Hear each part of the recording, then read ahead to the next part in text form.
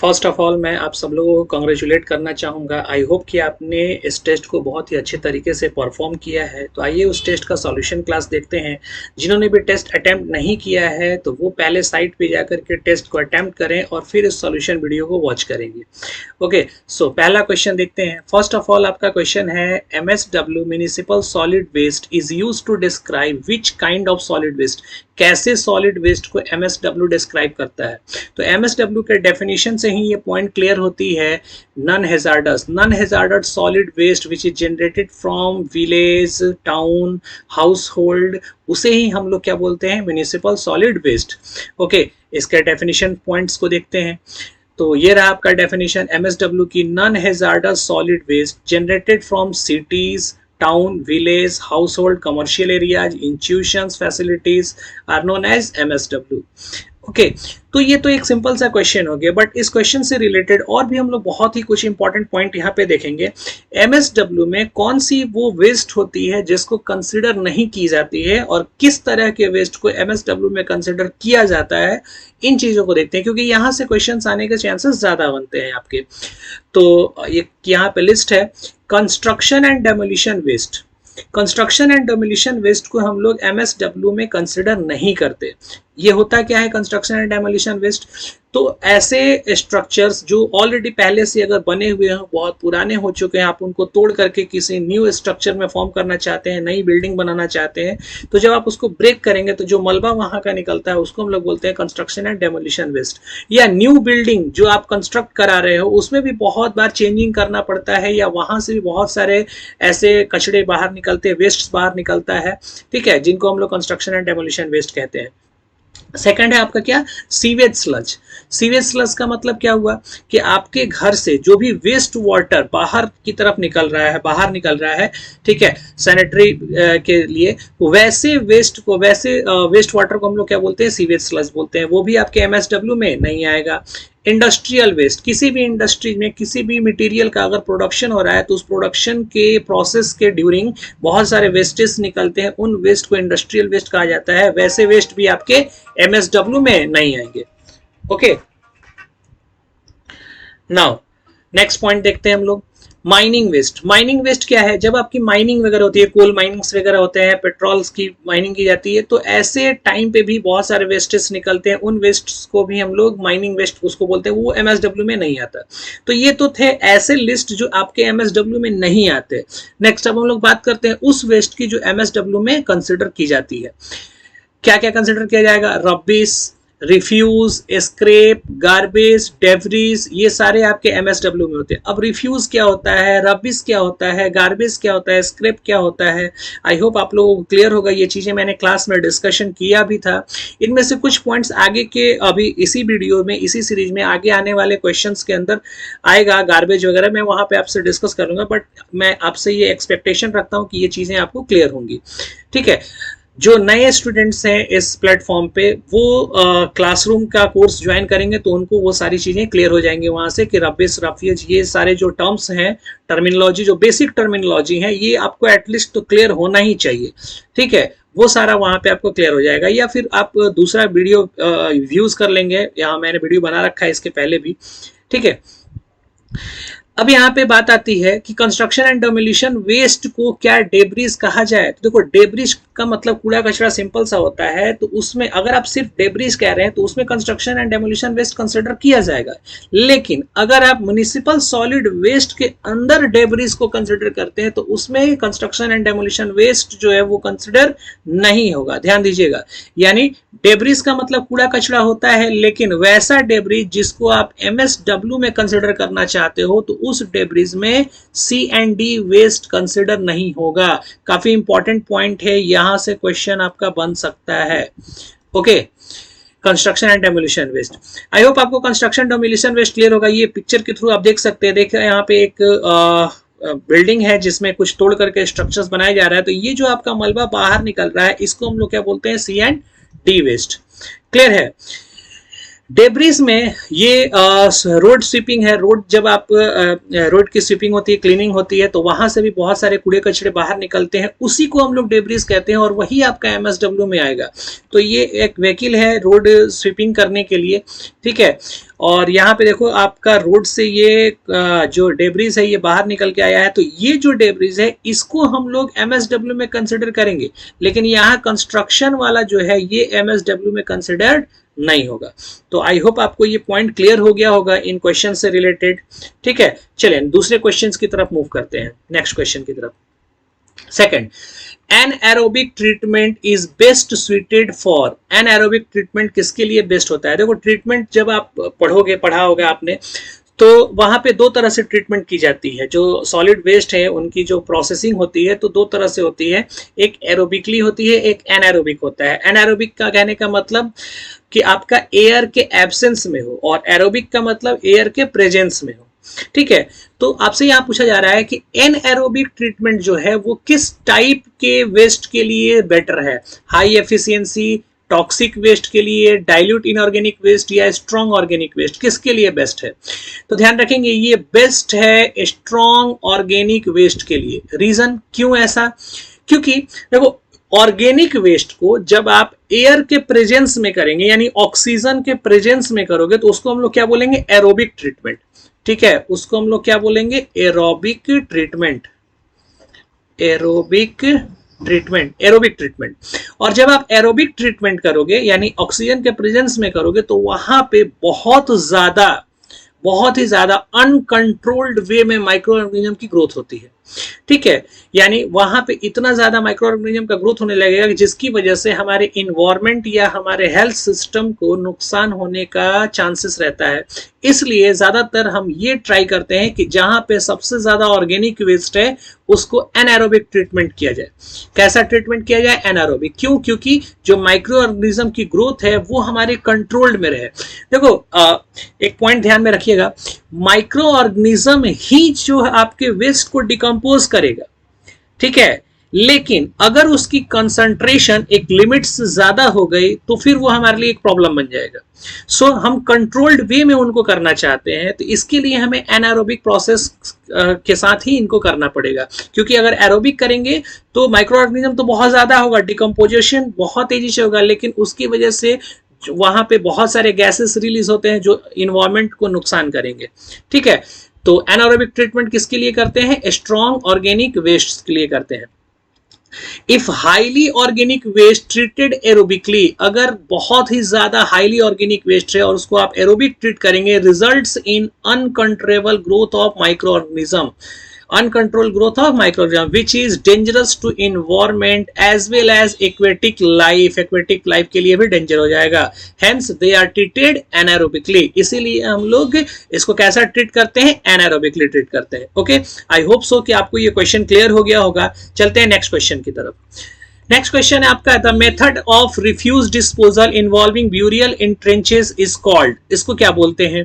तो देखो ब्यूरियल इन ट्रेंच का मतलब ही हो गया कि आप गड्ढे करके और वहां पे अंदर ताबूत की तरह जैसे दफनाते हैं, वैसे आप कुछ डिस्पोजल कर रहे हो वेस्टेज का। इसको हम लोग बोलते हैं क्या? कंपोस्टिंग। इसको क्या बोलते हैं? कंपोस्टिंग। कंपोस्टिंग का बेसिक सा डेफिनेशन है ये, वहां से क्वेश्चन था, बहुत ही सिंपल सा सवाल है। बट इस क्वेश्चन से रिलेटेड ये तीन जो ऑप्शंस हैं इन पर थोड़ा ध्यान देना है कि इनका मतलब क्या होता है। पल्वेराइजेशन इसका मतलब क्या होता है? सीडिंग इसका मतलब क्या होता है? ठीक है, देखो पल्वेराइजेशन का मतलब ये होता है कि किसी भी मटेरियल को आप सिंपल सा एक पिक्चर के थ्रू देख सकते हैं। यहाँ पे आपको एक पिक्चर दिख रहा होगा। ठीक है, जैसे पुराने जमाने में आपने सुना होगा औषधि वगैरह को कूट करके और जड़ी बूटी बनाई जाती थी। ठीक है, इनफैक्ट आपने रामायण में भी देखा होगा कि जब लक्ष्मण जी घायल हो जाते हैं तो महावीर जी लेकर के जड़ी बूटी आते हैं और उसको कूट करके लंका में ही वहीं पे दिया जाता है। तो मैं यहाँ पे कहना ये चाहता हूँ कि अगर किसी प्लांट को या किसी भी मटेरियल को आप ऊपर से बाई फोर्स करेंगे, है ना, ऊपर से फोर्सिंग करके और फोर्स करके उसको पाउडर फॉर्म में कन्वर्ट कर रहे हो। ठीक है, फोर्स करके उसको किसके में? पाउडर के फॉर्म में आप कन्वर्ट कर रहे हो, तो दैट इज कॉल्ड पल्वेराइजेशन। ठीक है, उसको हम लोग क्या बोलते हैं? पल्वेराइजेशन। ठीक है, बट अगर किसी मटेरियल को आप कट कर रहे हैं और ग्राइंड कर रहे हैं, कट करके, है ना, बाय फोर्सिंग नहीं, कट करके या टीयरिंग कर रहे हैं, उसको कटिंग एंड टीयरिंग, उसको क्या बोलते हैं हम लोग? शेडिंग। उसको क्या बोलते हैं? शेडिंग। जैसे घर में आपने बहुत बार, है ना, जो खीरा होता है उसको आप लोग या जो आलू वगैरह होते हैं आप साइड से पहले उसको सेर्डिंग करते हैं, उसका छिलका बाहर निकालते हो छिल करके, तो उसको हम लोग क्या बोलते हैं, सेर्डिंग, वो सेर्डिंग है।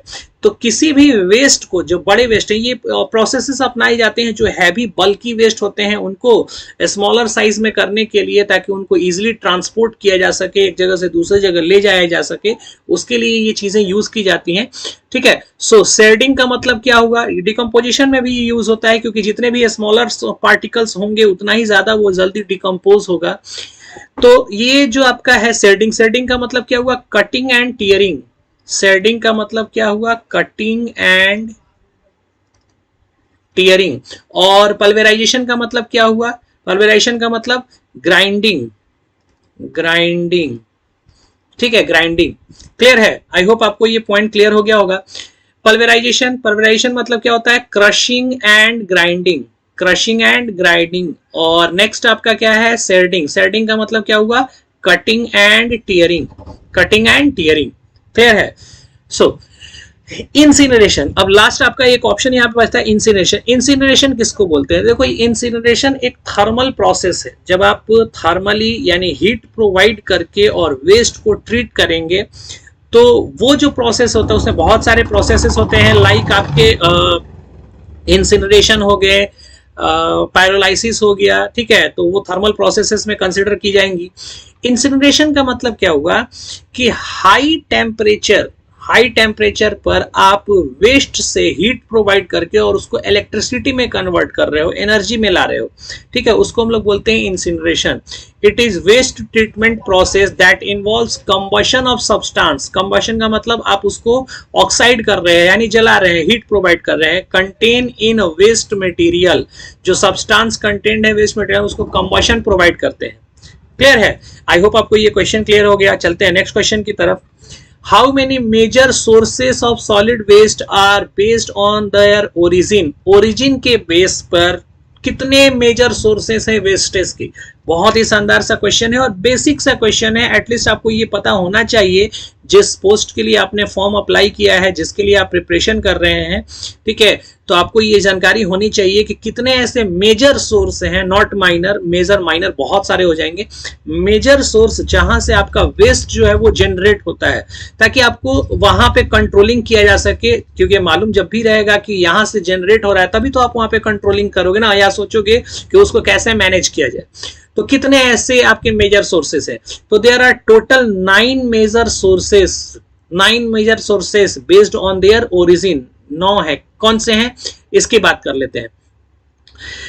9 मेजर सोर्सेस में कौन कौन से हैं? पहला फर्स्ट रेसिडेंशियल, रेसिडेंशियल घर से जो बाहर कचरा बाहर निकलता है, वेस्ट निकलता है। Commercial, commercially. Industrial, institutional, C&D के भी मैं बात कर ही रहा था, फर्स्ट क्वेश्चन में आपसे मैंने डिस्कस भी किया है, construction and demolition areas. Municipal services, municipal जो आपकी कचरा साफ करने वाली जो गाड़ी होती है, ठीक है, या वो डिपार्टमेंट जो होता है वहां भी तो वेस्टेज बाहर आते हैं। ट्रीटमेंट प्लांट्स, एग्रीकल्चर, एग्रीकल्चर से भी बहुत सारे वेस्टेज बाहर आते हैं। ठीक है, चाहे आइदर वो लिक्विड फॉर्मेट में हो या सॉइल को वो नुकसान पहुंचा रहे हो, क्योंकि सॉइल भी अगर आपका नुकसान हो रहा है यानी आपका इन्वायरमेंट को प्रॉब्लम हो रहा है। ठीक है, तो उसको भी हम लोग क्या बोलेंगे, agricultural waste and biomedical waste. ठीक है, तो ये टोटल 9 आपके मेजर सोर्स हैं जहां से वेस्टेज जनरेट होते हैं। क्लियर है, आई होप आपको ये पॉइंट क्लियर हो गया होगा। चलते हैं नेक्स्ट क्वेश्चन की तरफ। Question number 5, WHO has classified the biomedical waste into how much category? जो बायोमेडिकल वेस्ट है, स्पेशली इस बायोमेडिकल वेस्ट को WHO ने, वर्ल्ड हेल्थ ऑर्गेनाइजेशन ने कितनी कैटेगरी में डिवाइड कर रखा है?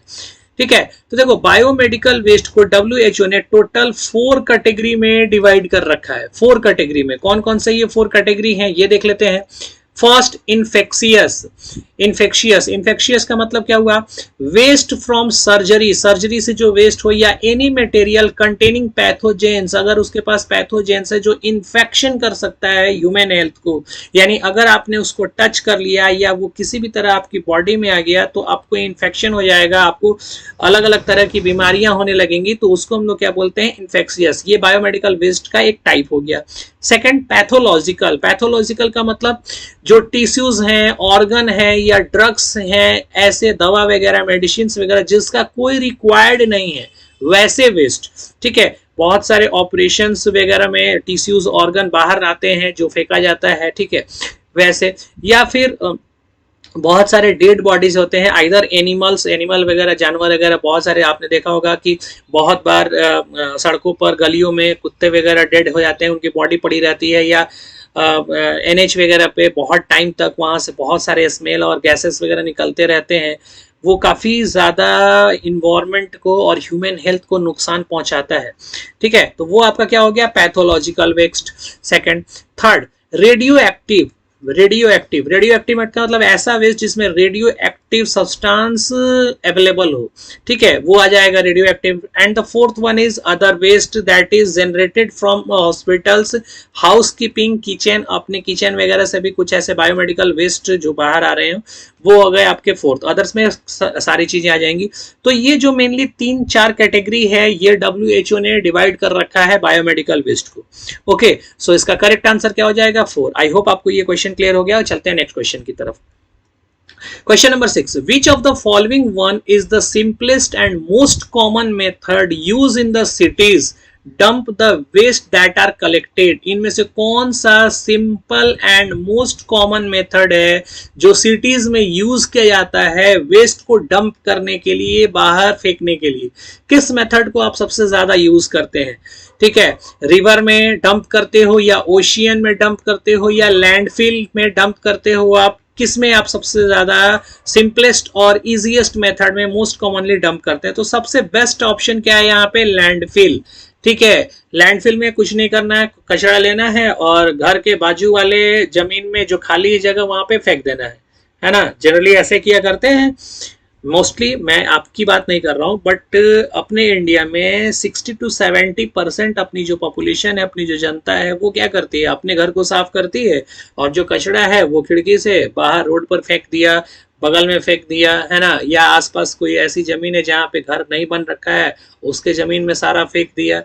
ठीक है, तो that is the most simplest and common method, but वो बहुत ही गलत है, नहीं करना चाहिए वैसा, क्योंकि लैंडफिल में भी वेस्ट को डंप करने का साइंटिफिक मैनर है, साइंटिफिक तरीका है, जो आपने क्लास में पढ़ा होगा।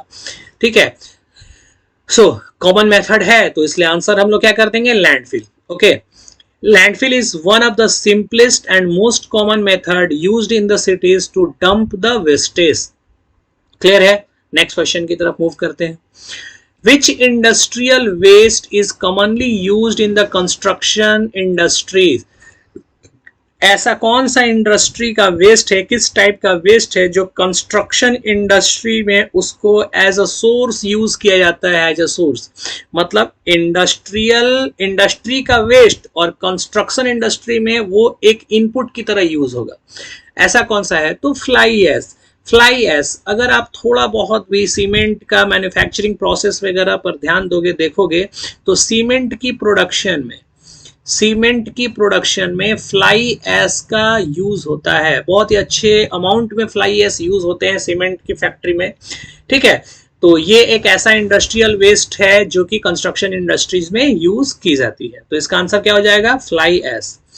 Fly ash is an industrial waste generated from thermal power plant. ये कहां से जनरेट होता है? थर्मल पावर प्लांट से जनरेट होता है। ठीक है, it is commonly used in the construction industry. Construction industry में यूज होता है। Fly ash wider application in the production of cement. Cement की प्रोडक्शन में बहुत ही ज्यादा, बहुत ही बड़े पैमाने पर इसको यूज किया जाता है। फ्लाई एश सीमेंट भी आती है। सीमेंट की जो टाइप होती है ना, सीमेंट की type rapid hardening cement, Portland pozzolana cement, अलग अलग टाइप की सीमेंट होती है। Fly ash cement, high alumina cement, अलग अलग टाइप्स के होते हैं, तो उसमें फ्लाई एश सीमेंट भी कंसिडर किया जाता है। ओके, नाउ नेक्स्ट क्वेश्चन की तरफ मूव करते हैं। Which of the integrated waste management is done at an individual level? इनमें से कौन सा इंडिविजुअल लेवल पर, मतलब आपके अपने लेवल पर जो मैनेजमेंट है वेस्टेज का किया जा सकता है या आप करते हो? ठीक है, तो क्या किया जा सकता है, देखो सिंगल इंडिविजुअल लेवल पे बात की जा रही है, यानी अकेले लेवल पे। तो आप अकेले घर पे कोई अगर इंसान है, कोई अकेला व्यक्ति है, ठीक है, या कोई फैमिली है, वो पूरे वेस्ट को तो प्रोसेसिंग नहीं कर सकता है। उसको क्या प्रोसेसिंग कर पाएगा, वो नहीं, क्योंकि प्रोसेसिंग करने के लिए उससे एक ट्रीटमेंट प्लांट बैठाना पड़ेगा, ठीक है, बहुत ज्यादा खर्च होगा इसमें। तो आप सिंपल में क्या कर सकते हो जिससे कि आपका इन्वायरमेंट जो है वो सेफ रहे, हेल्दी रहे, उसके लिए आप क्या कर सकते हैं, तो आप रिड्यूस कर सकते हो, एटलीस्ट ये तो कर ही सकते हो। अरे वेस्ट को आप मैनेज नहीं कर सकते, उससे कोई दूसरा फॉर्म नहीं बना सकते क्योंकि आपके पास सोर्स अवेलेबल नहीं है, ठीक है, या आपके पास वो स्किल अवेलेबल नहीं है, लेकिन इतना तो एटलीस्ट आप कर सकते हैं कि रिड्यूस कर सकते हैं, कम से कम, जितना कम से कम वेस्ट हो उसको जनरेट किया जाए, ठीक है। सेकंड, जो मटेरियल एक बार आपने यूज कर लिया उसको दोबारा रीयूज कर सकते हो, इतना भी तो हम लोग कर सकते हैं, रीयूज कर सकते हैं।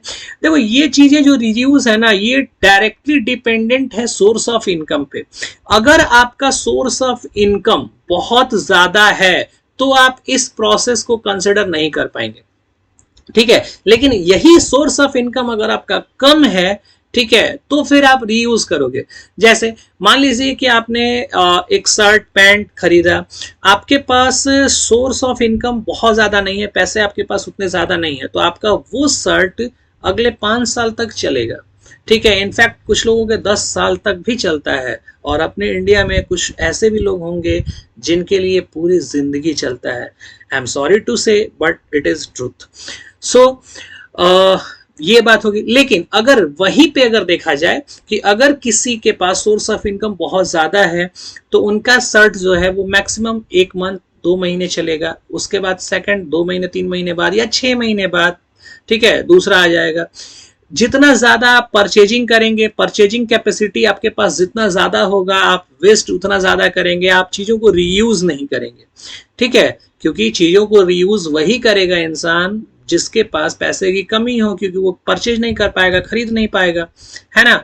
तो आप क्या कह सकते हो यहां से कि रीयूज अगर हम लोग करने लगे वेस्टेज का, यानी जो मटेरियल है उसको बार बार तब तक यूज किया जाए जब तक वो कंप्लीटली हमारा वेस्ट ना हो जाए, ठीक है, तो हम लोग एक तरीके से वेस्ट मैनेजमेंट में अपना पार्टिसिपेंट, अपना रोल प्ले कर रहे हैं, ठीक है। तो आपका आंसर क्या है, रिसाइकल नहीं कर सकते, क्योंकि रिसाइकलिंग करने के लिए आपको ट्रीटमेंट प्लांट की रिक्वायरमेंट होगी। मान लो कोई वेस्ट है, अब इस वेस्ट को इस फॉर्मेट में यूज नहीं किया जा सकता है, लेकिन किसी दूसरे फॉर्म में चेंज करने के बाद तो इसको यूज किया जा सकता है। तो ये प्रोसेस हो गया रिसाइकल। तो रिसाइकल अपन नहीं कर सकते, लेकिन रिड्यूस और रीयूज तो कर ही सकते हैं ना। तो सो इसका आंसर क्या हो जाएगा, इसका आंसर हो जाएगा ओ, यहाँ पे ए एंड बी होना चाहिए, ए एंड बी, ठीक है। ये 1 था आपका और ये 2 था, सो यहाँ पे आ जाएगा 1 और 2 दोनों। क्लियर है, तो ये आपके आंसर हो जाएंगे। Okay, now source reduction is one of the fundamental ways to reduce the waste, है ना। source reduction आप क्या कर सकते हो, reduce कर सकते हो जितना ज्यादा से ज्यादा इंडिविजुअल लेवल पे। कैसे रिड्यूस कर सकते हैं, we can reduce the use of unnecessary item while shopping के टाइम पे जो अननेसेसरी आइटम खरीदते हैं, परचेज करते हैं, उसको यूज कर सकते हैं। अवॉइड बाइंग डिस्पोजल आइटम, जो डिस्पोजल आइटम है उसको जितना कम से कम खरीदिए, ठीक है। Avoid using plastic carry bag, जो प्लास्टिक कैरी बैग होती है उसको हम लोग अवॉइड कर सकते हैं। इनफैक्ट ये आपका करेंट इशू भी चल रहा है, अभी सिंगल प्लास्टिक यूज इंप्लीमेंट हो गया है अपने इंडिया में, ठीक है। प्लास्टिक बैग पर बैन लगी हुआ है। कुछ दिन पहले तो आप लोकल जो अपने बिहार का सब्जी मार्केट वगैरह, वेजिटेबल मार्केट, फ्रूट मार्केट, उनमें आप जाते थे तो पहले प्लास्टिक कैरी बैग नहीं मिलता था, लेकिन इन दिनों मैं भी देख रहा हूं कि उन चीजों के ऊपर कोई कार्रवाई नहीं हो रही है, ठीक है। तो उसको हम लोग बैन कर सकते हैं। तो ये तरीका जो है आप इसको यूज करते हैं। तो आंसर क्या आपका हो जाएगा, रिड्यूस एंड रिसाइकल। चलिए नेक्स्ट क्वेश्चन की तरफ मूव करते हैं। Which of the following is the major constituents of solid waste composition? Solid waste composition का major constituents क्या है? तो देखो solid waste जो आपका हुआ उसका major constituents हो जाएगा decomposable organic material। Organic material जो है वो सबसे ज्यादा आपके available होंगे, organic material, ठीक है। किसमें, solid waste composition में, ओके, solid waste composition में। नेक्स्ट चलते हैं, अगला question. The term MSW municipal solid waste generally use to describe, किसको ये डिस्क्राइब होता है? फर्स्ट क्वेश्चन इसी सीरीज में मैंने अभी सबसे डिस्कस किया था कि नॉन हैजार्डस, कौन सा किस टाइप का? नॉन हैजार्डस, ठीक है, non hazardous solid waste, non hazarded waste, non hazardous waste कहां से जनरेट हो? From private home, commercial establishment and institution, ठीक है, ये आंसर आपका हो जाएगा। यहां पे देखना फर्स्ट वाला आंसर क्यों नहीं होगा, रीजन क्या है? क्योंकि इंडस्ट्रियल प्रोसेस कंसीडर किया गया और कंस्ट्रक्शन एंड डेमोलिशन, और मैंने आपको फर्स्ट क्वेश्चन में ही एक लिस्ट बताई थी जहां पे बताया था कि इंडस्ट्रियल वेस्ट और C&D वेस्ट को MSW में कंसिडर नहीं करते, तो वहां से क्वेश्चन फॉर्म हो गया। तो इस तरीके से थोड़ा सा आपको एनालाइज करना पड़ेगा, और इन एनालाइजेशन से आप एक क्वेश्चन तो करोगे, लेकिन उसके साथ साथ बहुत सारे क्वेश्चन आपके जो है ना वो क्लियर होते चले जाएंगे, ठीक है। नेक्स्ट, माइनिंग वेस्ट भी उसमें नहीं आती है, एग्रीकल्चर वेस्ट भी नहीं आती है, तो म्युनिसिपल सॉलिड वेस्ट जो सॉलिड वेस्ट है उसमें कौन सा आएगा? ये, तो आपका ये वाला आंसर नहीं होगा, ये आंसर नहीं होगा, आंसर क्या हो जाएगा? ये। क्लियर है? चले नेक्स्ट क्वेश्चन की तरफ मूव करते हैं। The density of garbage and rubbish varies in the range of garbage and rubbish की densities कितनी होती है, ये हमें बताना है। तो देखो गार्बेज की जो गार्बेज जो आपका होता है इसका डेंसिटी होता है 450 to 900 kg पर मीटर क्यूब के बीच में, और जो रबिश होती है इसकी डेंसिटी होती है 50 to 400। ये आपको याद करना पड़ेगा, ठीक है, ये आपको याद करना पड़ेगा इन चीजों को। ये डेटा बेस्ड क्वेश्चन है, फैक्ट क्वेश्चन है, इनको आपको थोड़ा सा मेमोराइज करके रखना पड़ेगा, बट फिर भी थोड़ा सा एक्सप्लेन कर रहा हूं मैं। यहाँ पे देखेंगे गार्बेज जो क्या होता है, गार्बेज की डेंसिटी कितनी होती है? 450 to 900, और रबिश की डेंसिटी कितनी होती है? 50 to 400। ओके, एक और पॉइंट यहाँ पे मेंशन कर दिया है, ध्यान रखेंगे इस चीज का। लिगेसी वेस्ट जो है वो हैवियर डेंसिटी होता है कंपेयर टू न्यू वेस्ट। अब ये लिगेसी वेस्ट का मतलब क्या हुआ? तो लिगेसी वेस्ट कुछ नहीं, ओल्ड वेस्ट को कहते हैं। जो आपका ओल्ड वेस्ट है उसी को क्या बोलते हैं? Legacy waste. तो जितना वेस्टेज आपका पुराना होता जाएगा उसकी डेंसिटी जो है वो उतना ही हैवियर, उतना ही ज्यादा होता जाता है compare to the new waste. Okay, देखिए यहाँ पे बात आ रही है गार्बेज की, तो थोड़ा सा मैं गार्बेज पर आपको कुछ पॉइंट्स दिखा दूं। गार्बेज का मतलब क्या होता है? ऐसा वेस्ट जिसमें ऑर्गेनिक आइटम्स, ऑर्गेनिक कंसंट्रेशन ज्यादा हो, ठीक है, ऐसे वेस्ट को क्या बोलते हैं? ऑर्गेनिक कंसंट्रेशन जिसका ज्यादा हो। तो देखना ये गार्बेज है, waste having high amount of biodegradable matter. Biodegradable का मतलब क्या हुआ? जो ऑर्गेनिक मैटर है वही तो बायोडिग्रेडेबल होगा ना। तो ऐसा अमाउंट जिसमें बायोडिग्रेडेबल मैटर बहुत ज्यादा हो उसी को क्या बोलते हैं? गार्बेज। आई होप आपको ये पॉइंट क्लियर होगा। वैसे गार्बेज, रिफ्यूज, रीयूज, स्क्रैप, ये सारे पॉइंट्स क्लास में मैंने डिस्कस किए हैं, ठीक है, लेकिन यहाँ पे चूंकि डेंसिटी आ गई थी तो इसलिए डेंसिटी के साथ साथ इसको भी डिस्कस कर लेते हैं, ठीक है। गार्बेज की डेंसिटी कितनी होती है? 450 to 900 kg पर मीटर क्यूब। किसको बोलते हैं गार्बेज? ऐसा वेस्ट जिसमें बायोडिग्रेडेबल मैटर ज्यादा कंसंट्रेशन में हो, और बायोडिग्रेडेबल का मतलब ऑर्गेनिक वेस्टेज, ऑर्गेनिक मटेरियल उसमें बहुत ज्यादा हो। और किसमें हो सकता है ऑर्गेनिक मटेरियल ज्यादा? ये तो आपके फ्रूट्स वगैरह हो गए, फ्रूट्स पीलिंग्स हैं, ठीक है, फ्रूट पीलिंग्स, ठीक है, छिलके वगैरह हो गए। और क्या होता है आपका ऑर्गेनिक या बायोडिग्रेडेबल? ठीक है, गार्डन ट्रिमिंग, ये क्या है आपका? गार्डन ट्रिमिंग, जो गार्डन वगैरह है इसकी जो ट्रिमिंग होती है, ठीक है, इसकी जो ट्रिमिंग होती है, यहां से जो वेस्ट बाहर निकलता है वो भी कैसा होता है? बायोडिग्रेडेबल, क्योंकि वो प्लांट्स की लिप्स वगैरह ही तो है, ठीक है, ऑर्गेनिक मटेरियल है, वो डिकम्पोज हो जाएगा, आप उसको एटमॉस्फेयर में रख दोगे, वो धीरे धीरे क्या होता है? डिग्रेड हो जाएगा, ऑटोमेटिकली डिग्रेड हो जाएगा, है ना। या ये आपके वेजिटेबल का, फ्रूट्स, वेजिटेबल पीलिंग्स वगैरह, ये सब क्या हो गए? गार्बेज, ठीक है, क्लियर है पॉइंट्स। Next, rubbish. रबिश क्या होता है? ऐसा वेस्ट जिसमें हाई एस कंटेंट हो, बहुत ज्यादा एस का मात्रा हो, है ना। राख जिसमें ज्यादा हो। राख किस में ज्यादा होगा? तो चिमनी से जो आपका वेस्ट निकलेगा, चूल्हा से जो वेस्ट निकलेगा, है ना, जो कोयला वगैरह आप जलाओगे वहां से जो वेस्टेज निकलेगा, ठीक है, राख जहां से निकलेगा, ऐसे वेस्ट को हम लोग कौन सा वेस्ट कंसिडर करते हैं? Rubbish waste. और इसकी डेंसिटी कितनी होती है? 50 to 400 kg पर मीटर क्यूब। क्लियर है? आई होप आपको ये क्वेश्चन क्लियर हो गया। चलते हैं नेक्स्ट क्वेश्चन की तरफ। The biggest obstacle in managing MSW waste in India. This is the most important question, very very important question ये. और इस प्रॉब्लम से पूरी इंडिया भी स्ट्रगल कर रही है. ठीक है, इसके लिए अलग अलग चैलेंजेस हैं. हमारे म्युनिसिपल सॉलिड वेस्ट मैनेजमेंट में सबसे बड़ा जो चैलेंज है वो यही है. वो क्या है? Waste segregation. Waste segregation.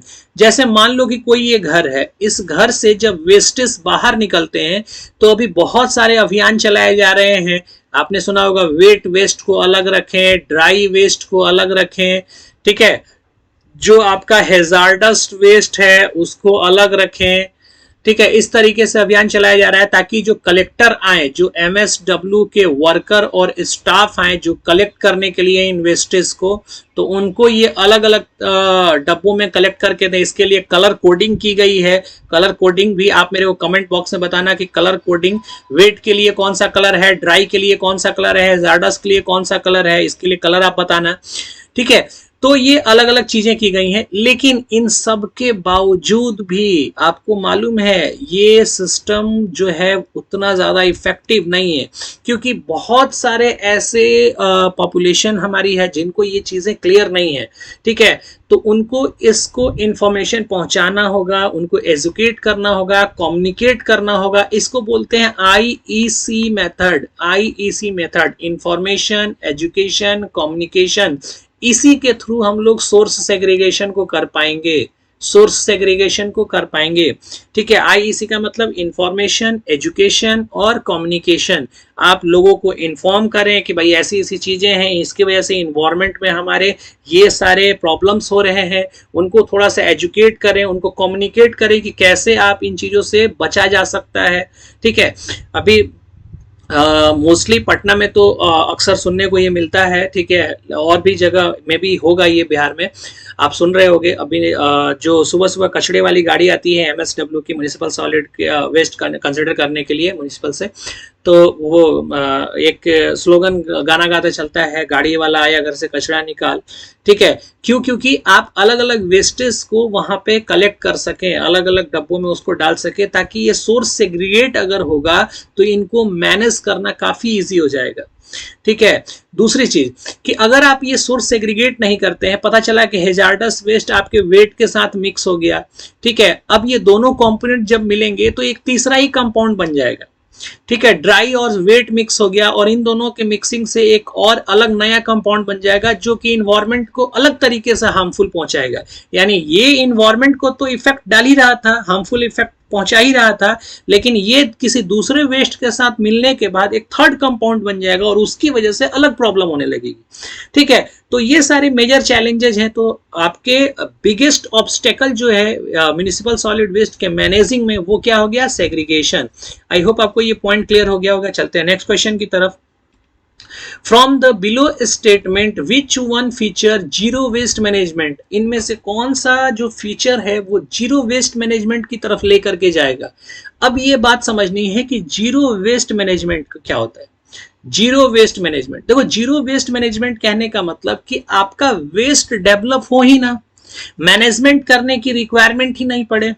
तो वो तभी पॉसिबल है जब each and every person of our society get educated and get informed by this problem. सारे के सारे जो पॉपुलेशन है वो इन चीजों को समझ जाए और वो अपनी रेस्पॉन्सिबिलिटीज, अपनी ड्यूटीज को अच्छे तरीके से निभाने लगे, तभी ये चीजें आप कंसिडर कर पाओगे. पहला स्टेप, पहला ऑप्शन इसका पढ़ते हैं, separate collection of each kind. सारे टाइप के वेस्टेज को अलग अलग कलेक्शन करना स्टार्टअप किया जाए. ये एक तरीका है. अगर ये सारे लोग करने लगे तो लास्टली एक ना एक दिन हम लोग जीरो वेस्ट मैनेजमेंट के ऊपर पहुंच जाएंगे. ठीक है, हालांकि ये सपना अभी न जाने पता नहीं कितनी दूर है. ठीक है, लेकिन अगर एजुकेशन का लेवल बढ़ता रहा और आप लोग आगे चल करके आएंगे इस जॉब में और अपने से कम्युनिकेट करेंगे, तो मे भी ये चीजें पॉसिबल हो सकता है. और कमिटमेंट भी हम आप सबका यहाँ पे एक बार लेना चाहेंगे कि अगर आप में से जितने भी लोग इस पोस्ट पे सेलेक्ट होकर के आए, ठीक है, तो थोड़ा बहुत अपने आसपास के बहुत सारे, पूरी दुनिया की जिम्मा नहीं लेनी है, अपने आसपास आप जहाँ पे रहते हैं बस उतने लोगों को आप एजुकेट करते रहें, इन चीज़ों के बारे में बताते रहें। धीरे धीरे धीरे धीरे सारा आपका पूरा मोहल्ला, पूरा शहर, पूरा स्टेट, पूरी कंट्री क्लियर हो जाएगी। ठीक है, नेक्स्ट सेकंड ऑप्शन क्या है, separation of garbage at source. जो गार्बेज है, जो ऑर्गेनिक वेस्ट है, उसको सोर्स जहां पे डेवलप हो रहा है, जनरेट हो रहा है, वहीं से सेपरेट कर दिया जाए इसको, ताकि वो इजिली कंपोस्टिंग के लिए जा सके। Involvement of community in all activity, जितने भी एक्टिविटीज होती हैं सारी एक्टिविटीज में इन्वॉल्वमेंट हो सारे कम्युनिटी का। ठीक है, यानी आंसर क्या हो जाएगा, ऑल ऑफ दिस। अगर ये सारी चीजें हो तो एक ना एक दिन हम लोग जीरो वेस्ट मैनेजमेंट की तरफ रीच करने लगेंगे। आई होप आपको ये पॉइंट क्लियर हो गया होगा। चलते हैं नेक्स्ट क्वेश्चन की तरफ। The average composition of MSW wastage, सबसे जो एवरेज कॉम्पोजिशन है, यानी कितनी परसेंट ऑर्गेनिक होती है, इनर्ट होती है, रिसाइक्लेबल होते हैं, वो आपको बताना है। अभी थोड़ी देर पहले मैं आपसे एक क्वेश्चन में डिस्कस कर रहा था कि MSW यानी सॉलिड वेस्ट के अंदर बायोडिग्रेडेबल ऑर्गेनिक वेस्ट सबसे ज्यादा हाई अमाउंट में, मेजर कंस्टिट्यूएंट्स में रहता है। तो आप यहां से देख सकते हैं 41% ऑर्गेनिक कंसंट्रेशन यहाँ पे है। तो आंसर तो यही हो जाएगा, है ना, आंसर तो ये हो जाएगा। क्योंकि अभी थोड़ी देर पहले हम लोग देख रहे थे ना कि मेजर कॉन्स्टिट्यूएंट्स कौन सा होता है, मेजर कॉन्स्टिट्यूएंट्स कौन सा होता है, तो क्या होता है वहां पे, बायोडिग्रेडेबल यानी ऑर्गेनिक मैटर। ऑर्गेनिक की कंसंट्रेशन कितनी होती है, 41%, है ना। आप इसको याद भी रखेंगे, लेकिन ये तरीका भी था, इससे भी हम लोग क्वेश्चन को सॉल्व कर सकते हैं, आप इसको रिमेंबर भी रखेंगे। ठीक है, 40% क्या होगा, इनर्ट, और 19% रिसाइक्लेबल। देखो ये एग्जैक्ट डाटा नहीं है, मैं आपको बता दूं कि MSW में ये चीजें वेरी करता रहता है according to your locality, according to states, ये अलग अलग स्टेट में अकॉर्डिंग टू सीजन। ठीक है, हर तरीके से ये वेरिएबल होता है, ये कोई फिक्स डाटा नहीं है। लेकिन ऑन एन एवरेज, चूंकि ये एवरेज की बात की जा रही है, ठीक है, तो एवरेज जो आपको देखने को मिलता है अपने लोकेलिटी में वो यही है, 41% ऑर्गेनिक, 40% इनर्ट और 19% रिसाइक्लेबल। क्लियर है, चलिए नेक्स्ट क्वेश्चन की तरफ चलते हैं। The moisture content in a solid waste found to be 12%। Numerical है, बहुत ही शानदार क्वेश्चन है, ध्यान से देखेंगे इस चीज को। ठीक है, और ये 15 नंबर क्वेश्चन है, लास्ट क्वेश्चन है आपके टेस्ट का। 12%, मॉइस्चर कंटेंट कितना है, 12%। If the ash content is 6%, ash content कितना है, 6%, and the energy content of the solid waste on the discarded basis is 18,000 kilojoule per KG. Energy content कितना, इतना। Then the energy content on the dry basis and और on an ash free dry basis, ash free dry basis कितना होगा। देखो question numerical solve करने के लिए सबसे बेस्ट तरीका ये है कि जो गिवन है वो पहले आप लिख लें। तो गिवन क्या क्या है आपके पास, मॉइस्चर कंटेंट आपको गिवन है, कितना है, 12%, ये आपको गिवन है।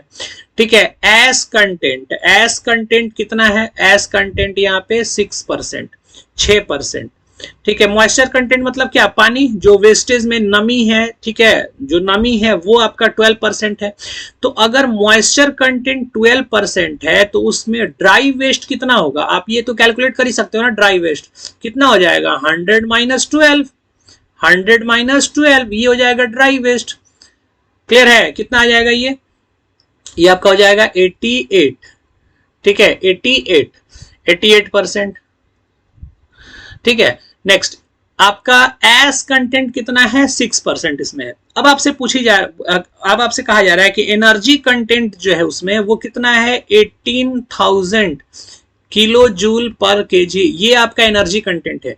मेरे से क्या पूछा गया, पहला सवाल फर्स्ट, पहला पूछा गया energy content on dry basis कितना है, ड्राई बेसिस कितना है। तो देखो टोटल एनर्जी कितनी है पहले वो लिख लो, ये आपका टोटल एनर्जी है। टोटल एनर्जी कितनी है, इतना किलो जूल पर केजी।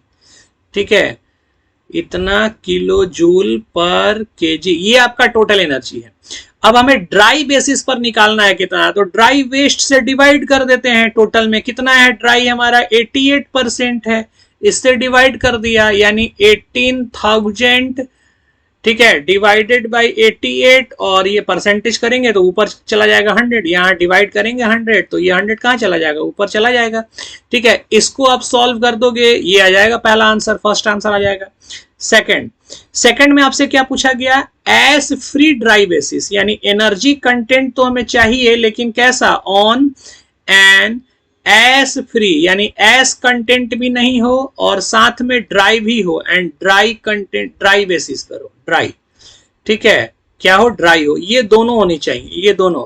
तो इस बार क्या करेंगे, 18,000 ये तो हमारा टोटल है, ये क्या है हमारा टोटल, और डिवाइड कर देंगे इसको किस चीज से, तो 100 में से पहले एस कंटेंट को माइनस कर दिया, 6% था एस, उसको हटा दिया। ठीक है, और ड्राई बेसिस कितना है 12, वो हटा दिया। क्यों हटा रहा हूं, क्योंकि ये फ्री कहा जा रहा है, S free, S content free, S content free और ड्राई बेसिस पर। तो एस जो था वो हटा दिया, फ्री कर दिया, उसको माइनस कर दिया एस को, और मॉइस्चर कंटेंट माइनस कर दिया ड्राई लाने के लिए। ये जो 12 माइनस किया वो किस लिए माइनस किया, ड्राई करने के लिए। तो इससे अब ये परसेंटेज में है। ठीक है, तो 18,000 divided by 100 minus 6 minus 12 multiplied by 100, नीचे का परसेंटेज चेंज कर गया जाएगा। इसको सॉल्व कर देंगे, हमारा नेक्स्ट आंसर मिल जाएगा। क्लियर है, तो आई होप आपको ये न्यूमेरिकल समझ में आ गया होगा। अच्छा, ये कैलकुलेशन मोस्ट इंपॉर्टेंट थिंग, कि ये कैलकुलेशन आप कैसे करेंगे, आपको कैलसी यूज नहीं करनी है। ठीक है, कैलसी यूज नहीं करनी है और रफ कैलकुलेशन आपको करना है। जैसे इस कैलकुलेशन की मैं बात करूं, ये कैलकुलेशन आप करना चाहते हैं तो देखो ये कितना है 18 और नीचे 88 multiplied by 10 to the power 5। आप इसको कैंसिल करेंगे 2 से तो ये कितना हो जाएगा 9, और इसको कितना करेंगे 44। देखो अगर ये 40 होता और ये अगर 10 होता, 50 होता, मान लो ये 50 होता अगर, ठीक है, या 45 ले लो, अगर ये 45 होता, 45 होता, तो 45 से 2 बार में 90 हो जाता, 2 टाइम्स, यानी 2 के आसपास आंसर आएगा। तो देखो 2 के आसपास या तो ये वाला होगा या तो ये वाला होगा, ये दोनों तो होंगे नहीं, ये दोनों तो होंगे नहीं। तो इस तरीके से आप ऑप्शन को एलिमिनेट कर सकते हैं। अब दूसरा वाला, ये वाला भी अगर आपका 2 के करीब आएगा तो आंसर ये हो जाएगा। ठीक है, नीचे वाला भी अगर 2 के करीब आता है तो ये वाला आंसर हो जाएगा। तो इस तरीके से आप इजिली थोड़ा बहुत देख सकते हैं, क्योंकि कैलकुलेटर आपके एग्जामिनेशन में अलाउड नहीं है। आई होप सो कि ये सारे क्वेश्चन आपको क्लियर होंगे। अगला टेस्ट आप जरूर देंगे अपनी पूरी इफिशियंसी के साथ। मिलते हैं नेक्स्ट टेस्ट के सॉल्यूशन क्लास में। Okay, thank you so much for this session.